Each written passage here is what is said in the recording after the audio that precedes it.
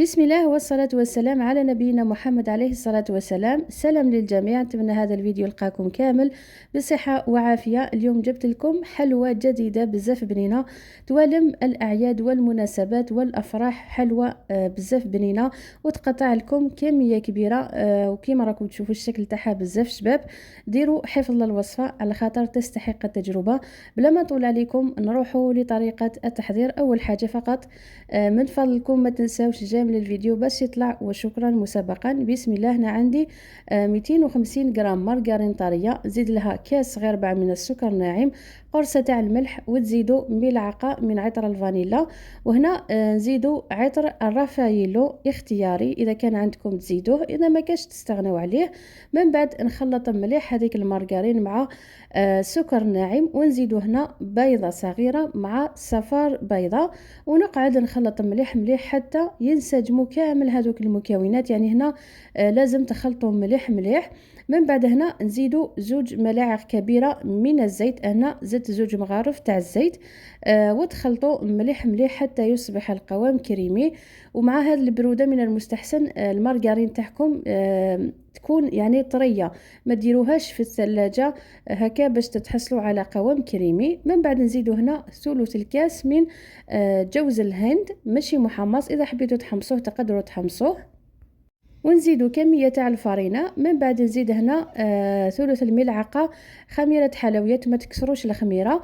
وهنا رايحه نزيد الفرينه حتى تتلم هذيك العجينه تاعي، تقريبا واحد 2.5 كيسان حتى 3 كيسان، على حساب يعني حجم البيض اللي خدمتو به، وثاني على حساب الفرينه اذا تشرب ولا ما تشربش. المهم هنا نحوس العجينه تجيني طريه اقل من تاع الصابلي. يعني دوك نوري لكم القوام اللي لازم تتحصلوا عليه هنا باش تضمنوا الحلوى تاعكم تجيكم طريه.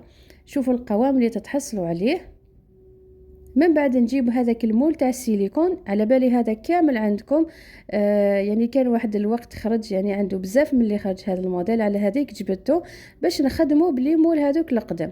هنا اللي عندها واحد يعني مول واحد تخدم بواحد، اللي عندها 2 تخدم بزوج.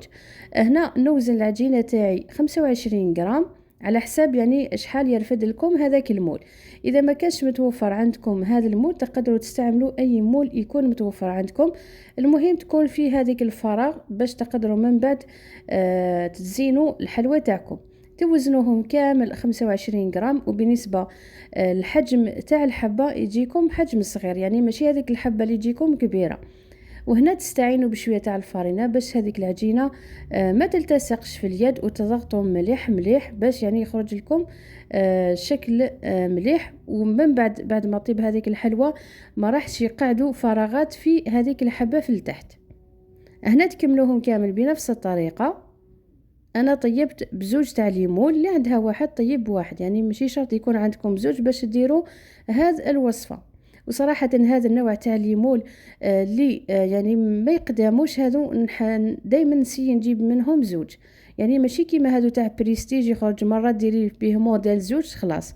يعني هذا النوعيه يعني دائما عندكم افكار فيها.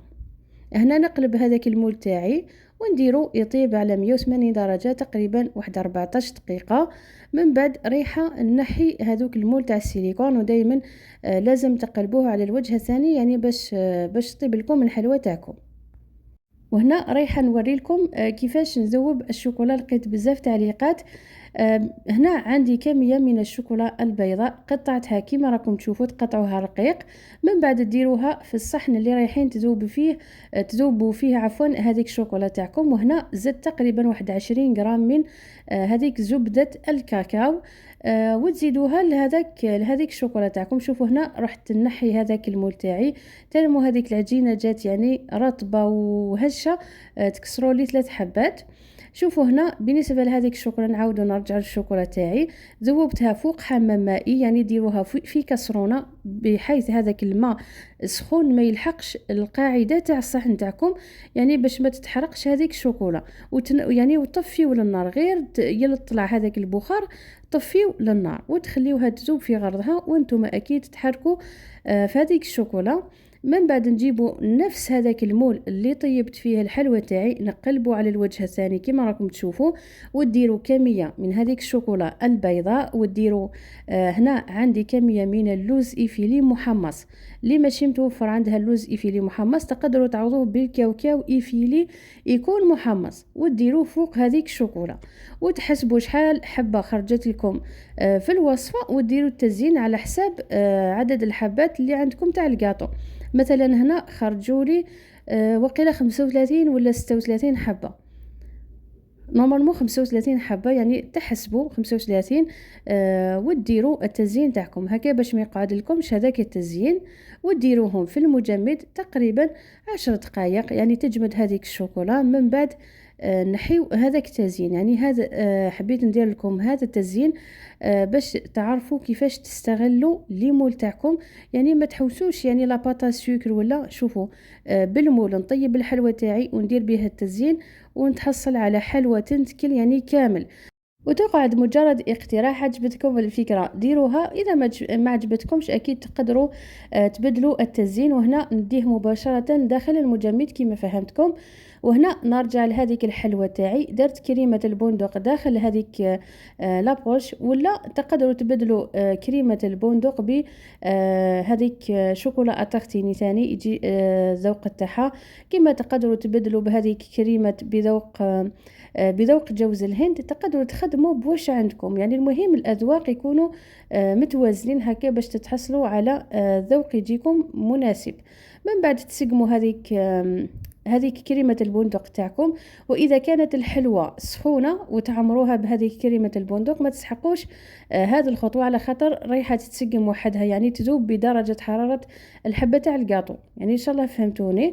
وتسقموا كامل الحبات تاعكم كما راكم تشوفوا. وهنا من المستحسن تخليوا الحلوى تاعكم تبرد تماما باش نبداو نديرو تزيين. وهنا رايحه نديمولي هذاك التزيين تاعي. شوفوا تنحيو الحبه بكل سهوله، وشوفوا الشكل تاعها كيفاش يخرج لكم. ديمولي والسنيوه الاولى ولا المول الاول، من بعد تكملوا زوج خطرات على حساب يعني عدد الحبات اللي خرجوا لكم. انا خرجوا لي 35 حبه، يعني باش ديروا حسابكم هذه 250 غرام مارغرين تخرج لكم 35 حبه بحجم هذا المول يعني كما شفتوا. من بعد نبدا نقلاصي الحبات تاعي بهذيك الشوكولا وتنحيو الزايد. وثاني اللي ما عندهاش زبدة الكاكاو تقدروا تعوضوها بزوج مغارف تاع الزيت، تقدروا تروحوا حتى ل6 مغارف تاع الزيت في هذا الجو البارد. لكن إذا كنتوا في الصيف ما تزيدوش ني زيت ني هذيك زبدة الكاكاو.